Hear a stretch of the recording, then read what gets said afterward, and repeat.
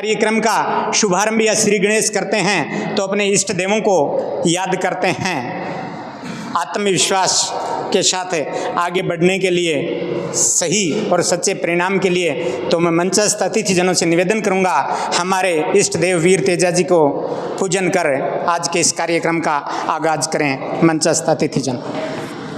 शब्द देवों में देव निराला, शब्द देवों में देव निराला, दीनहीन दुर्बल रखवाला, तुझ पे कायम धराई अपनी, तुझ पे अटल ये गगन, हर जुबां और हर दिल से प्रथम तुझको करे नमन। वीर तेजा को नमन। श्रीमान विजय सिंह जी नेहरा, वरिष्ठ सदस्य और परामर्श मंडल जिला जाट महासभा चूरू से निवेदन करूंगा कि आप सभी का अभिनंदन करें, नई तहसील कार्यकारिणी को बधाई दें और हमारा मार्गदर्शन करें। विजय सिंह जी नेहरा। आज के हमारे इस कार्यक्रम के अध्यक्ष एवं मुख्य अतिथि, साथ में मंचस्थ हमारे वरिष्ठ समाज के सम्मानित नागरिकगण, उपस्थित समाज के सभी मेरे बुजुर्ग और साथी और युवा पीढ़ी की लोग, मुझे बड़ी खुशी है इस बात की कि काफ़ी लंबे समय के बाद चूरू जिले में राजस्थान महासभा की चूरू इकाई ने विधिवत कार्य प्रारंभ किया है। बीच में काफ़ी लंबा समय निकल गया था जिसमें ना कोई मीटिंग हुई, ना कार्यकारिणी का विधिवत नए सिरे से गठन हुआ, ना पदाधिकारियों के चुनाव हुए और ना ही कोई बड़े स्तर पे समाज का कार्यक्रम रखा गया। तो इससे हम ये कह सकते हैं कि काफ़ी लंबे समय से हमारी चूरू की इकाई बिल्कुल सुषुप्ता अवस्था में चल रही थी। अभी जब से भाई रणवीर जी को ये कमान दी गई है हमारी राजस्थान महासभा के पदाधिकारियों के द्वारा, तब से हम सभी ये देख रहे हैं कि हमारी इस संस्था ने एक नए जोश और नए खरोश के साथ में कार्यक्रम करने शुरू कर दिए हैं। साथ ही मैं भाई रणवीर जी का तहे दिल से आभार व्यक्त करना चाहूँगा कि उन्होंने चूरू जिले की जाट इकाई के लिए एक कार्यालय बना के दिया है, जहां हमारे जिले के पदाधिकारी, कार्यकारिणी के सदस्य और आम सदस्य समय समय पे एकत्रित होते रहेंगे, आपस में अपने एक दूसरे के विचार विमर्श कर अपने विचार रखते रहेंगे और कुछ नई ऊर्जा और नए कार्यक्रमों के साथ हम इस जिले की इस इकाई को आगे बढ़ाएंगे। उसी के संदर्भ में आज हमारे चूरू ब्लॉक की इकाई का गठन किया गया है। ये बहुत ही अच्छी बात है, क्योंकि किसी भी कार्यक्रम को सफल बनाने के लिए उसकी जड़ से लेके और ऊपर की आखिरी टहनी तक जुड़ाव होना बहुत ज़रूरी है। राजस्थान महासभा का गठन काफ़ी लंबे समय से चल रहा है, लेकिन राजस्थान महासभा मजबूत तभी होती है जब जिला स्तर पे इसकी इकाइयाँ बने, और जिला स्तर की इकाई तभी मजबूत होती है जब ब्लॉक स्तर पे इसकी इकाइयाँ बने, और ब्लॉक स्तर की इकाई तभी मजबूत होती है जब ग्राम पंचायत स्तर पे और इवन ग्रामीण स्तर तक जाके हम हमारे कार्यक्रमों को आयोजित करें और कार्यकर्ताओं को संगठित करें और सदस्यता अभियान को बढ़ाएं। ये हम सुचारू रूप से करते हैं तो निश्चित रूप से हमारे समाज के लिए एक क्रांतिकारी कदम होगा, और हम राजस्थान में ही नहीं पूरे हिंदुस्तान में हमारे समाज को एक अच्छे संगठित समाज के रूप में सारी दुनिया के सामने रख पाएंगे। निवेदन करूंगा श्रीमान देवकिरण जी रणवा से कि वो अपना प्रेरणादायी उद्बोधन दें। श्रीमान देवकिरण जी रणवा। सबसे पहले मैं अपने लोक देवता त्याजी महाराज को नतमस्तक करता हूं और सारी विभूतियों को नतमस्तक करता हूं। सम्मानित मंच और अपने समाज के आए हुए सारे प्रतिनिधि सबको मैं हृदय से नमस्कार करता हूं। हमारा समाज हर क्षेत्र में जा रहा है, आगे बढ़ रहा है, प्रशासनिक सेवा में, न्यायिक सेवा में, एजुकेशन में, मेडिकल में, सब जगह आगे बढ़ रहा है। हमारा परिवार और हमारा समाज दो जगह पतन हो रहा है, पारिवारिक पतन हो रहा है अपने समाज में। भाई भाई आपस में बात नहीं करता, चाचा भतीजा आपस में बात नहीं करता, बाप बेटा आपस में बात नहीं करता। जब तक हम अपने परिवार को नहीं सुधारेंगे तो समाज के बारे में सोचना गलत है। सबसे पहले मैं जितने भी अपने समाज के प्रतिष्ठित आए हुए आदमियों से निवेदन करता हूं कि सबसे पहले अपना पारिवारिक जो रिश्ता है उसमें सुधार करें। भाई भाई आपस में बात नहीं करता, चाचा भतीजा आपस में बात नहीं करता, बाप बेटे आपस में बात नहीं करते। आने वाले दिनों में चाचा भतीजा का रिश्ता ख़त्म हो जाएगा, बुआ भतीजा का रिश्ता ख़त्म हो जाएगा। बच्चे नहीं पहचानेंगे मेरा चाचा कौन है, बुआ कौन है, फूफा कौन है। ये जो संस्कार हम परिवार से देते हैं, समाज से नहीं देते। तो मैं आए हुए सभी प्रतिष्ठित अपने समाज के लोगों से निवेदन करता हूँ और अपनी जो जाट समाज की कमेटी है उनसे भी निवेदन करता हूं, जो गाँवों के लिए जो कमेटी बनाई है उनसे निवेदन करता हूं कि जो पारिवारिक रिश्ते जो ख़त्म होते जा रहे हैं उनमें सुधार करें। नमस्कार। उजाला विश्व को मिल जाए, उजाला विश्व को मिल जाए, मैं अंधकार में पल लूँगा, फूलों से आंचल भर ले दुनिया, मैं सूलों पे चल लूँगा, मेरा क्या जो युग मुझको बिसरा दे, मंदिर के सब कलश बने, मैं नींवों में पल लूँगा। कुछ हस्तियाँ ऐसी होती हैं जो आधार की बात करते हैं, नींवों की बात करते हैं, चर्चाओं में नहीं रहना चाहते। लेकिन मैं निवेदन करूँगा श्रीमान रामावतार जी भांबू, कोषाध्यक्ष जाट कीर्ति संस्थान। आज के राजस्थान जाट महासभा तहसील इकाई के इस प्रोग्राम में साथियों, आज के इस तहसील इकाई के गठन के अवसर पर जो अपन सभी उपस्थित हुए हैं, मैं एक बात कहना चाहूँगा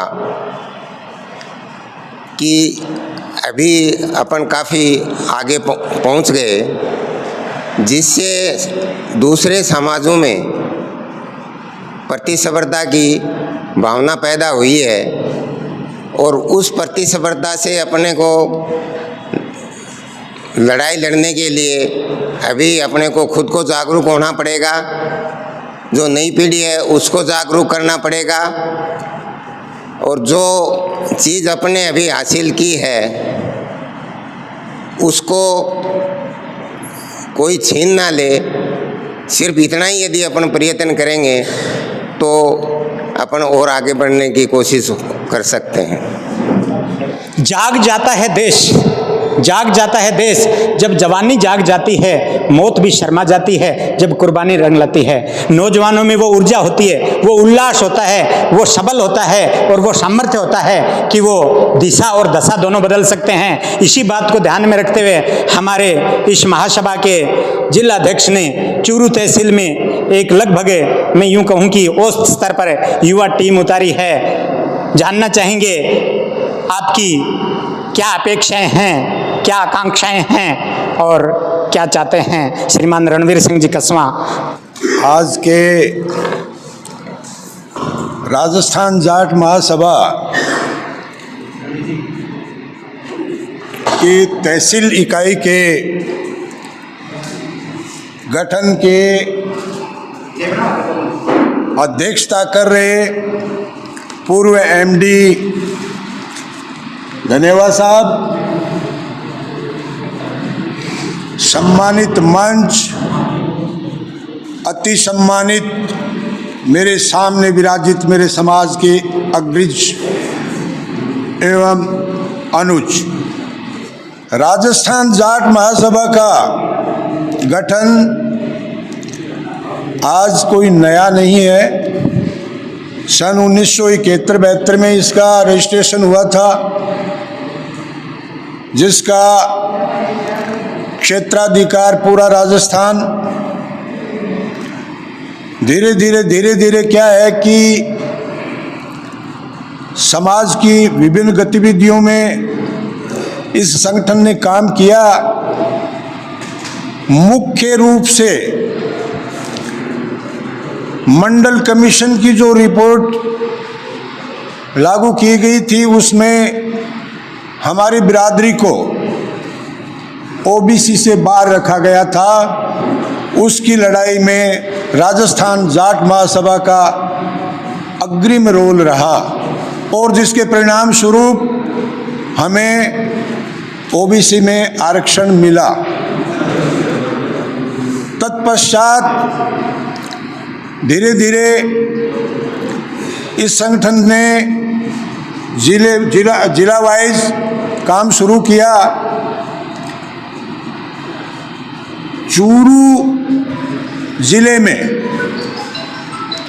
राजस्थान जाट महासभा का अभी तक कोई विशेष कार्य सामने नहीं आया। इसके बारे में मैं अतीत में नहीं जाना चाहूँगा। पिछले 6 महीने से हमने ये दायित्व संभाला, उसके बाद में हमने चेष्टा की, जिला कार्यकारिणी का गठन किया, तहसील अध्यक्षों की नियुक्तियां की। अब तहसील के कार्यकारिणियों का गठन चल रहा है। आज चूरू तहसील की कार्यकारिणी का गठन हुआ है, उसके मनोनयन पत्र जारी किए जाएंगे, जो अभी आपके सामने वितरित किए जाएंगे। मैं सबसे पहले जो नेहरा जी ने एक बात कही थी कि समय और बात की पाबंदी अगर किसी में नहीं है तो वो चाहे व्यक्ति हो चाहे समाज हो, वो आगे बढ़ नहीं सकता।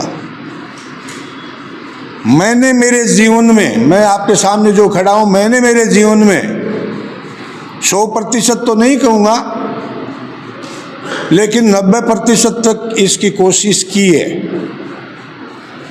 आप सभी से निवेदन करना चाहूँगा कि बात और समय की पाबंदी इंसान के लिए सबसे ज़रूरी चीज़ है।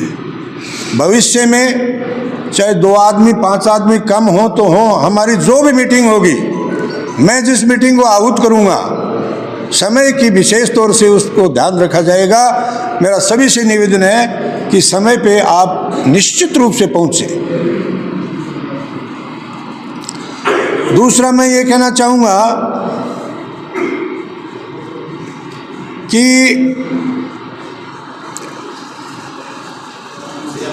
अपने समाज में सबसे जो बड़ी बीमारी जो चल रही है, इस मैं शब्द की चल रही है। जहां हम होना चाहिए वहां मैं आ रहा है। मैं कोई भाषण की बात नहीं कर रहा हूं और न कोई बड़े छोटे की बात कर रहा हूं। आप इधर बैठे हो, कोई छोटे नहीं, हम इधर बैठे हैं तो कोई बड़े नहीं। ये तो जिम्मेदारी की बातें हैं। हम सभी एक ही परिवार के लोग हैं और मिल बैठ के इस समाज को किस रूप में आगे हम बढ़ा सकते हैं, उसके विषय में हमें चर्चा करनी है। तो हमेशा मेरा निवेदन है कि मैं शब्द को छोड़ो। मैं बड़ा घातक है। दूसरा, ईर्ष्या। मैं कोई पर्दे के पीछे बात नहीं कर रहा हूं, हम आमने सामने बैठ के बात कर रहे हैं। हम में जितनी ईर्ष्या है, मैंने तो दूसरे समाजों में देखी नहीं। हर इंसान अपने कमा के खा रहा है, लेकिन घर में दूसरा आदमी बैठा है, साइड में बैठा है, पड़ोस में बैठा है, मोहल्ले में बैठा है, उसके घर में बैठे बैठे की तकलीफ हो रही है। इसका कोई अंत तो है नहीं। तीसरा, अहंकार। अहंकार पतन का कारण है। चाहे रावण से लेके अभी तक के आप उदाहरण देख सकते हो। अभी तक कोई बचा नहीं है जिसने अहंकार पाला है, निश्चित रूप से उसका पतन हुआ है। तो मेरा निवेदन है कि ये 3 जो मैंने मुद्दे बताए हैं, इस पे कम से कम थोड़ा बहुत 100% ध्यान कभी किसी का नहीं होता, लेकिन कुछ हद तक इस पे विचार की, चिंतन की, मनन की जरूरत है। तीसरा, व्हाट्सएप पे भी आपने भी देखा होगा, मैंने भी देखा है, दूसरे समाजों के साथ हमारा जो सामंजस्य है, जो संपर्क है, वो दिन प्रतिदिन कमजोर होता क्यों जा रहा है। व्हाट्सएप पे डालते हैं, ऐसी पोस्टें डालते हैं जिनको अगर कोई पढ़े तो ये महसूस होता है कि जीवन भर इनका कोई अंत है ही नहीं। तो मेरा नई पीढ़ी से और पुरानी पीढ़ी के भी जो लोग इसमें काम करते हैं उनसे निवेदन है कि दूसरे समाज के संगठनों से, दूसरे समाजों से हमें जुड़ना पड़ेगा। अपने एक समाज से कोई काम नहीं चलना है, दूसरे समाजों के साथ सामंजस्य रखो, हमारा तो बचाव करो, लेकिन उसके बाद में दूसरे समाजों से भी जुड़ो। नकारात्मक जो सोच है उसके बारे में मैंने बता दिया कि नकारात्मक सोच जो है वो पतन का कारण है। नकारात्मक सोच को बंद करो। हर व्यक्ति की अपनी अपनी समस्याएं हो सकती हैं। शिषपाल जी की कोई समस्या है तो वो पूरे समाज पे थोड़े डालेंगे, उसमें समाज दोषी थोड़ा ही है। तो मेरा कहने का मतलब ये है, नकारात्मक सोच को खत्म करो और सकारात्मक सोच पैदा करो, सकारात्मक ऊर्जा पैदा करो, ताकि अपना समाज आगे बढ़ सके। दूसरा, मैं ये महसूस करता हूँ, हो सकता है कि मैं गलत हूँ, हम संस्कार विहीन समाज की तरफ जा रहे हैं। संस्कार विहीन। मेरा 68वां वर्ष चल रहा है। मेरे जब से मैंने होश संभाला है, मेरे जब से कोई भी चीज़ याद आ रही है, धीरे धीरे संस्कार विलुप्त होते जा रहे हैं। बड़े छोटे का, परिवार में, दूसरे लोगों से, समाज में, रिश्तेदारों में। तो मेरी समझ में तो ये बहुत गलत है। समाज में हम जब समाज की बात करते हैं तो इन बातों को हमें छोड़ना पड़ेगा, इन पे विचार करना पड़ेगा। नहीं तो ठीक है, इकट्ठे हो लिए, भाषण हो गया, चले गए, ओके, से कोई हासिल नहीं होना है। ये हमारे समाज के महापुरुष जो विराजित हैं चित्र के रूप में, इन लोगों ने बहुत बड़े बड़े काम किए, उनके आदर्शों को हमें अपनाना चाहिए। अंत में मैं यही कहना चाहूँगा कि सभी समाजों को हमें जोड़ना चाहिए, सभी समाजों को एक साथ लेके चलना चाहिए। सकारात्मक सोच पैदा करो, नकारात्मक सोच को खत्म करो। दूसरा स्थिति ये है कि जो लोग आए हैं उनसे ही निवेदन कर सकता हूँ, जो घर बैठे हैं उनसे तो खैर मिलेंगे तब करेंगे। हमें इस समाज में भगवान ने पैदा किया है, तो हमें ये एक प्रतिज्ञा करनी चाहिए कि हम कुछ न कुछ, किसी न किसी रूप में, किसी न किसी हद तक इस समाज के लिए काम आके जाएं, इस समाज के लिए काम आके जाएं। तो थोड़ा सा समय तो देखो समाज के लिए निकालना चाहिए। हम जब जब भी कोई मीटिंग करते हैं तो हमारी संख्या पे गौर करते हैं तो वही नकारात्मक भाव पैदा होते हैं। तो मेरा निवेदन है कि समाज के सभी बड़े बुजुर्ग, छोटे बच्चे, सभी से निवेदन है कि थोड़ा समाज को समय दो। समाज से बढ़ के कुछ भी नहीं है। किसी ने कहा है जो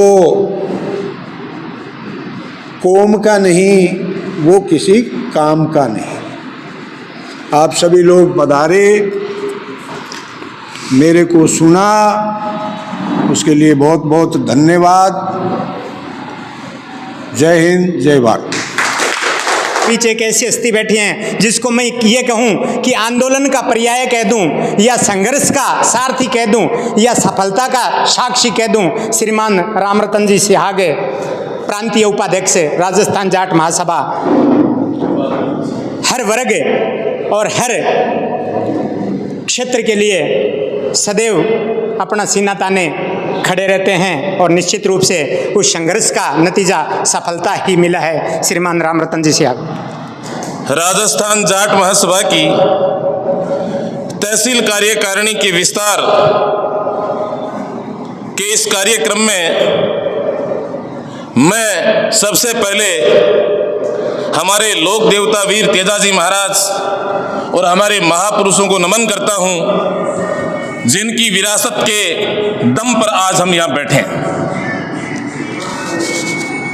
किसी ने कहा है चिरागों के सफर में दबदबा हो आंधियों का, चिरागों के सफर में दबदबा हो आंधियों का, तो फिर अंजाम जुल्मत के सिवाय कुछ भी नहीं होगा, अंजाम जुल्मत के सिवाय कुछ भी नहीं होगा। ये दुनिया नफरतों के आखिरी स्टेज पर है, ये दुनिया नफरतों के आखिरी स्टेज पर है। इलाज इसका मोहब्बत के अलावा कुछ भी नहीं होगा, इलाज इसका मोहब्बत के अलावा कुछ भी नहीं होगा। मैं आज पद पर हूं तो इतना खुशगुमान न हो, मैं आज पद पर हूं इतना खुशगुमान न हो। चिराग सबके बुझेंगे जनाब, ये हवा किसी की भी नहीं है, ये हवा किसी की भी नहीं है। हजारों साल नरगिस अपनी बेनूरी पर रोती रही, हजारों साल नरगिस अपनी बेनूरी पर रोती रही, तब जाकर चमन-ए दिदावर पैदा होता है, तब जाकर चमन-ए दिदावर पैदा होता है।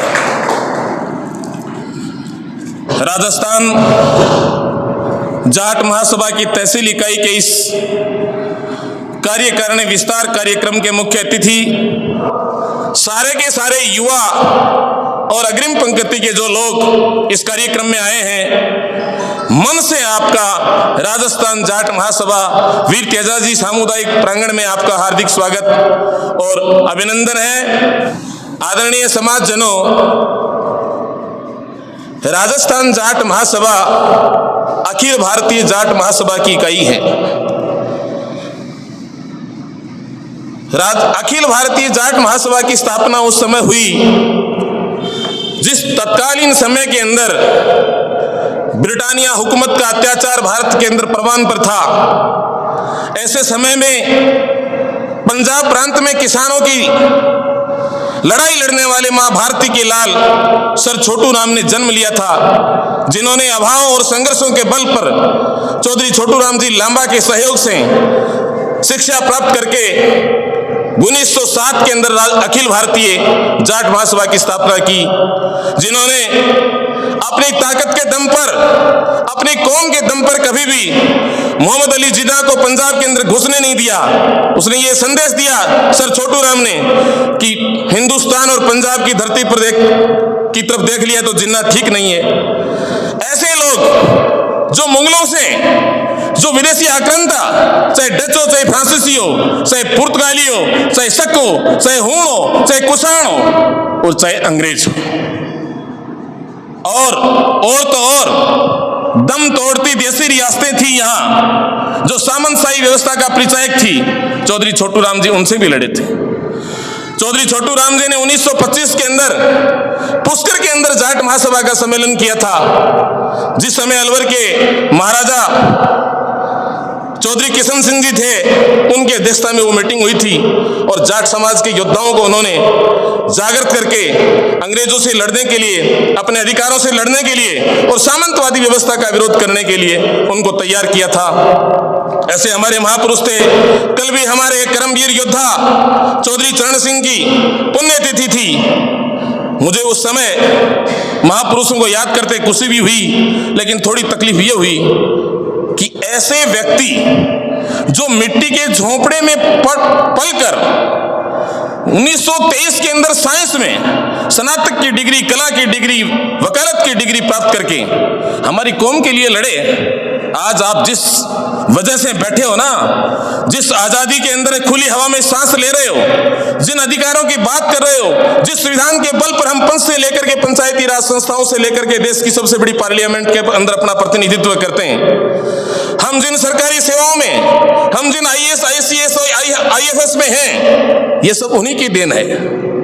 और हम उनकी पुण्यतिथि और जन्मतिथि पर व्हाट्सएप यूनिवर्सिटी के अंदर हम अपनी वीरता दिखाते हैं।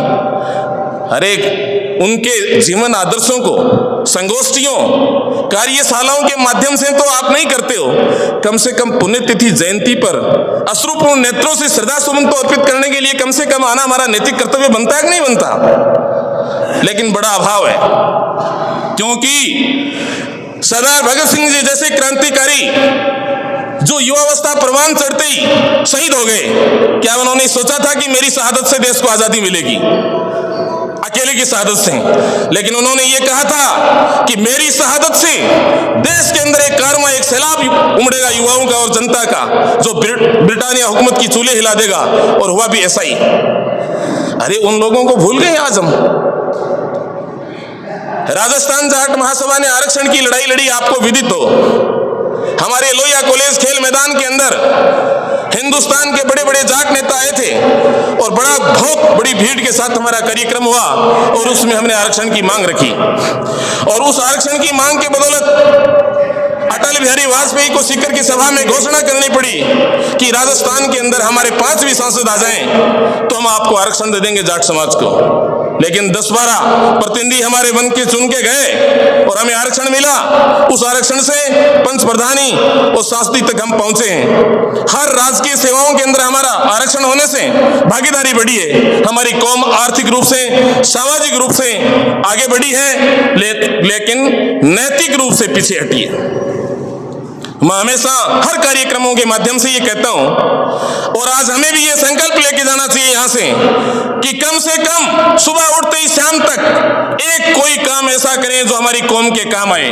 अभी रणवीर जी ने कहा था जो कौम का नहीं वो किसी काम का नहीं, और ये हकीकत भी है।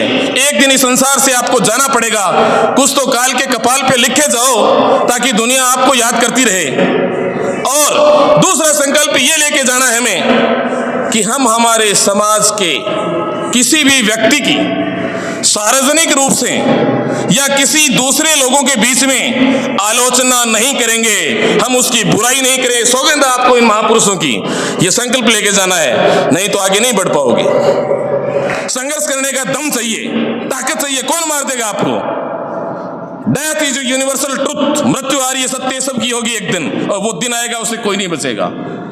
हमारे समाज के अंदर सामाजिक, आर्थिक और शैक्षिक रूप से जो दबी हुई प्रतिभाएं हैं, मैं जाता हूं गांवों के अंदर, देखता हूं, खेलों में विशेष रुचि रखता हूं, मेरे बच्चे भी खेल में।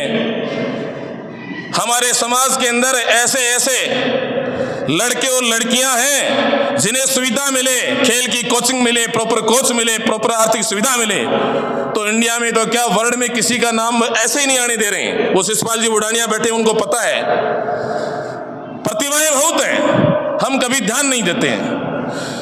सुबह होती है, शाम होती है, यूं ही जिंदगी तमाम होती है, इसी उलझाड़ में लगे रहते हैं। प्रिय समाजजनों, मित्रों, युवाओं, मेरी आपसे विनम्र उम्मीद है कि समाज से बड़ा कोई नहीं है। समाज है तो हम हैं।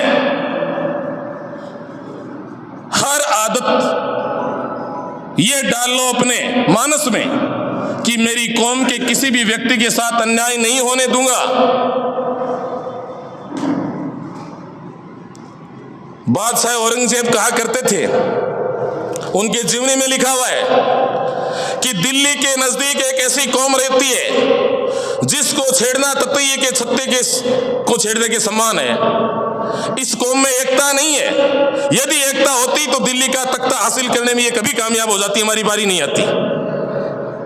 आज हम चाहे राजस्थान के मुख्यमंत्री की बात हो, चाहे भारत के प्रधानमंत्री की बात हो, हम किसान और कामगार कौम है। वक्ताओं ने बहुत कुछ आपको बता दिया, मैं तो भाषण देना मेरे को आता नहीं है। काम करता हूँ, जहाँ भी आप कहोगे वहाँ हाजिर मिलूँगा। मैंने जो कार्यकारिणी बनाई है, मैंने आप पे भरोसा किया है आप भी मेरे साथ चल करके कंधे से कंधे मिलाकर ये काम करोगे। समाज में कुरीतियाँ हैं उनको दूर करने का प्रयास करोगे। हमारे समाज के ऊपर दूसरा समाज कोई भी कॉन्टेक्ट करता है तो उसके लिए हम आवाज़ उठाने के लिए इकट्ठे एक साथ रहेंगे। और बड़े भाई साहब रणवीर जी कसवा जिला अध्यक्ष जाट महासभा चूरू ने मेरे को ये पद दिया है, मैं उनको विश्वास दिलाता हूँ जहाँ भी मेरी ज़रूरत होगी, जहाँ भी जो भी काम आप आदेश करोगे मैं तैयार मिलूँगा। सगला संगठित हो गए काम करना है। मेरे तो कार्यकारिणी सदस्य से कहना ये है कि अपनी कुरीति अपने से मिटाने के लिए अपने को पहले अपने से खुद से करनी पड़ेगी, आगे आना पड़ेगा। कुरीति मृत्यु बोझ है, दहेज प्रथा है और भी बहुत सी कुरीतियाँ हैं अपने समाज में। पहल अपने को खुद को करनी पड़ेगी, चाहे समाज अपने को कुछ भी कहे। समाज यदि साथ होगा तो अपन पहल करेंगे। इन्हीं शब्दों के साथ जय श्री तेजाजी महाराज की आती है न। वर्षा ऋतु देख कर कोयल साधे मोहन रब दादुर वक्ता भेर हमको पूछत कौन। तो कोयल बनने से काम चलने वाला नहीं है। मेंढके बोले तो बोलने दो, लेकिन अपनी आवाज़ संगठन के रूप में लगातार जारी रहनी चाहिए। जाट महासभा जो है, जाट महासभा कब बनी? जब जाट महासभा ने आरक्षण का आंदोलन लड़ा, तब जाट महासभा के अगवा सब हमारे देवतुल्य लगते थे। आज कोई संघर्ष नहीं है तो उसके ऊपर ज्ञान ढोड़ा जाता है, और हम तो कहते हैं ज्ञान ढोड़ो मत, ज्ञान दो, जो अपनाएगा उसके काम आए, वरना गुण बांटो। और गुण जब जाट महासभा ने समाज को आज जिस स्थिति में पहुंचा है, उसका सारा श्रेय जाट महासभा को ही है। इसलिए जो लोग नेतृत्व कर रहे हैं, जिन्होंने संगठन खड़ा किया, उनका अगर आपके दिल में मान नहीं होगा तो माइक पे बोलते रहो, शब्दों का भी कोई ध्यान नहीं। इसलिए मेरा आपसे निवेदन है कि चाहे आप कुछ भी करो, लेकिन आपस में केकड़े वाली वृत्ति बंद कर दो। केकड़ा क्या है कि एक में डाल देते हो तो चढ़े तो पटको, चढ़े तो पटको। और हमारी चूरू तहसील आज सबसे बड़ी खुशी की बात यह है कि चूरू तहसील में जाट महासभा का गठन हो रहा है, जहाँ लोग बोलते नहीं। मैंने देखा है 10-15 साल से, मतलब 30-32 साल बाहर रहा, मैंने देखा है यहाँ लोग बोलते नहीं थे, पीछे से गाड़ निकालते, सामने से ऐसे नहीं। हम मार्शल कौम में पैदा हुए, मार्शल। गर्मी नहीं देखते, बरसात नहीं देखते, हार नहीं देखते, जीत नहीं देखते, एक जुनून देखते हैं, एक उद्देश्य देखते हैं। और जब तक ये उद्देश्य एकता वाला हम नहीं बनाएंगे, जिस तरह से आजकल तोड़ फोड़ करते हैं पंचायतों में, क्या पता कहाँ आगे लिमिटेशन में वो जो हो रहा है ना, उसका मुकाबला ये कौम मिलिटेंट नहीं कर पाएगी। मेरा आपसे गुजारिश है, अरे ये सफ़ेद मुंडे का जो लड़का बैठा है ना, थारा हाथ में है, मार तो वो को बिकेड़ो है। मैं तो तक के सब के चक्कर में पड़ सका। इसलिए आप कमांड संभालो और दिमाग में ये पैदा करो, कौम है, और कौम है तो हम हैं। तो आप सभी लोगों से गुजारिश है कि आप भाव पैदा करो। अगर आप समाज का हित, भला और समाज के एक सिपाही हैं तो हम तो कोई एक छोटी सी टिप्पणी पर लिख देते हैं, ज्ञान ढोलते हैं, उसे कुछ नहीं है, वो आभास है। और ये यहाँ हम जो बैठे हैं ये हकीकत है, और इस हकीकत को अगर बनाए रखेंगे तो भगवान ने हमें ऐसी कौम में पैदा किया है कि हमारा मुकाबला कोई नहीं कर सकता। हम तो आपस में मुकाबला करके काम चलाने चाहिए। इसलिए आपसे निवेदन है, आपसे गुजारिश है, आपसे अनुरोध है, भावों को पैदा कीजिए। भाव से भावनाएं बनती है और भावनाएं से एकता बनती है। हमने तो संगठन में काम किया है। जाट महासभा एक ऐसी संस्था है जो कभी चंदा नहीं लेती। जो चला रहे हैं राजा राम जी, या यहाँ ये रणवीर जी ने ये बीड़ा उठाया है, तो ये यहाँ जाट महासभा तो यहीं थे, यहाँ के पदाधिकारी भी थे। कभी क्या है, जाके किसी नेता को बड़े छोटे गाड़ निकाल के नहीं गिलाओ, समाज के लिए कुछ किया हो, मैंने नहीं देखा पिछले 15 साल। और इन्होंने 15-20 दिन, महीना 2 महीने होंगे, इन्होंने क्या किया है, काम बोलता है। काम करोगे तो बोले जो ये आज कार्यकारिणी बनी है, उनके कंधों पे केवल कार्यकारिणी में नाम नहीं है, उनके कंधे पर एक जिम्मेदारी है।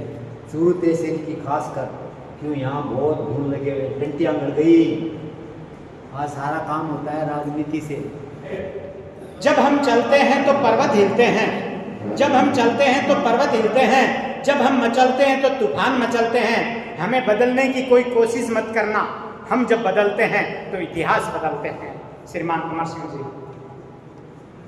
हमारे सभी प्रबुद्धजन, समाज के अग्रणी लोग,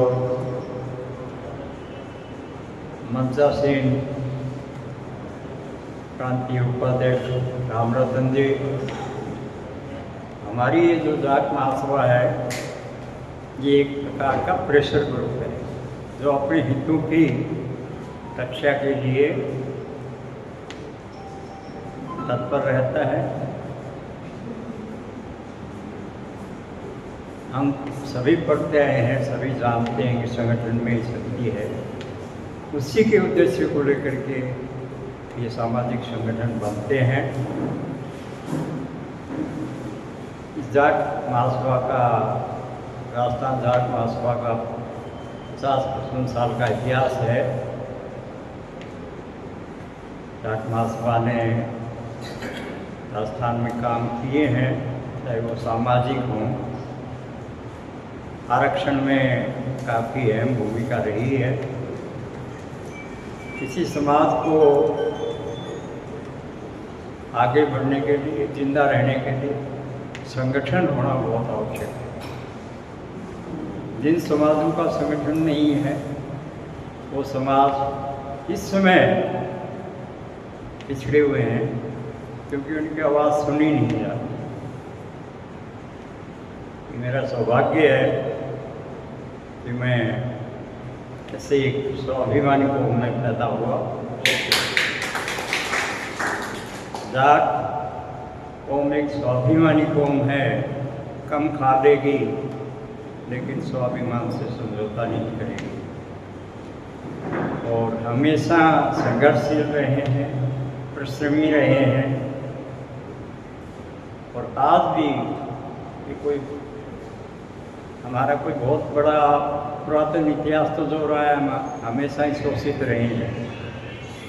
लेकिन आज़ादी के बाद इस कौम ने जो जिस गति से आगे बढ़ी है, उससे दूसरे समाजों को ईर्ष्या भी होती है। ये मानव स्वभाव है, उसकी हमें परवाह नहीं है। लेकिन इस समाज ने एक नई दिशा, नया आयाम कायम किया है। मेरा ये कहना है, अभी कह रहे थे रणवीर जी कि हम ईर्ष्या करते हैं, आपकी बात सही है। ये मानव स्वभाव है, इसमें परिवर्तन आते आते आता है, एकदम से नहीं आता। मेरा तो ये कहना है, ईर्ष्या मानव स्वभाव का गुण है। ईर्ष्या कम कीजिए, प्रतिस्पर्धा ज़्यादा कीजिए। आप प्रतिस्पर्धा का भाव रखेंगे, ईर्ष्या अपने आप कम हो जाएगी। तो आज मैं यहाँ खड़ा हूँ, इस समाज की देन की वजह से खड़ा हूँ। हम सभी अभावों में निकल के यहाँ तक पहुँचे हैं।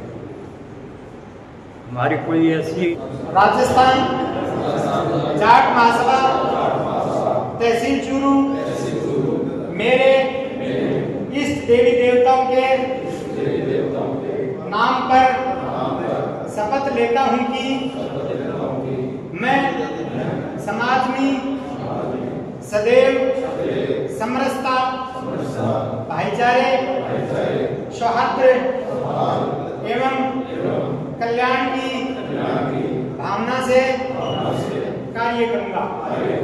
मैं समाज के सजातीय बंधुओं की निंदा व बुराई नहीं करूंगा एवं सदैव स्वजाति एवं स्वदेश के प्रति समर्पित रहूंगा। मैं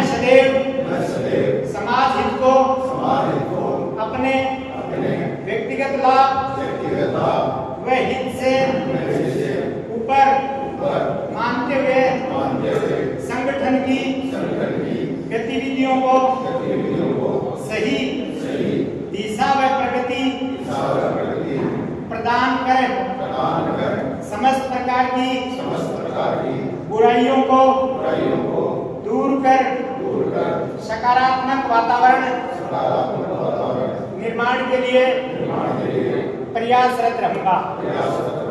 जय जाट, जय वीर तेजा, जय हिंद।